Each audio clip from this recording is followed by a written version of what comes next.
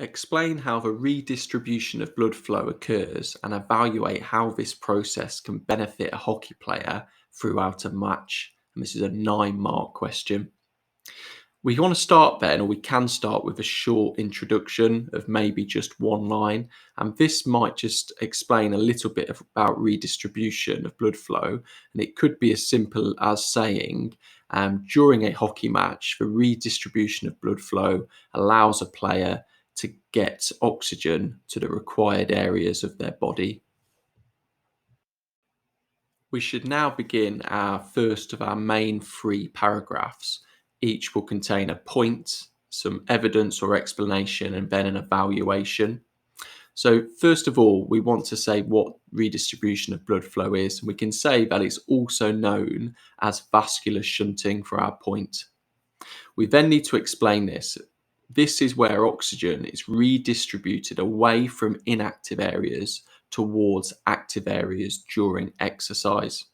And then for our evaluation, this allows muscles such as the quadriceps and hamstrings to gain the oxygen they require to produce energy throughout a hockey match. These are vital muscles that need continued energy for running, dribbling, and bending in order to pass or shoot the ball.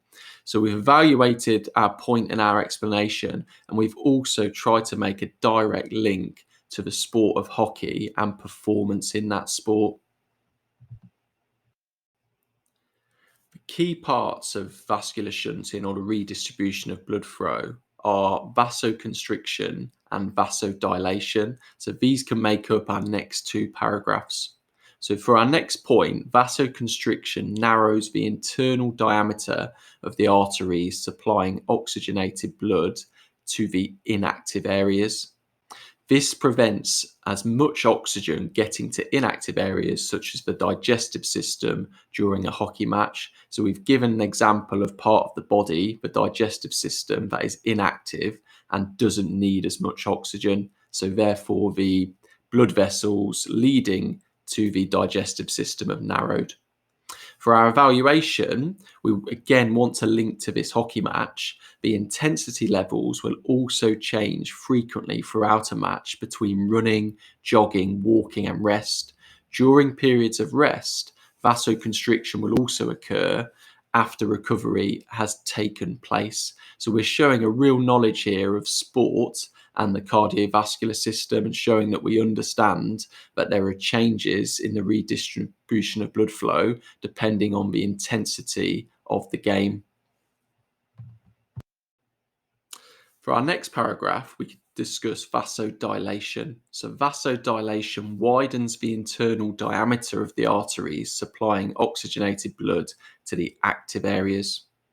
During periods of high intensity, such as when a midfielder must track back to defend following an attack, vasodilation will occur to ensure that the required oxygen reaches the active areas. So we're making a link to hockey there. We're giving an example from hockey as part of our AO2. And then for AO3, this is particularly important towards the end of the match when the hockey player is beginning to get fatigued.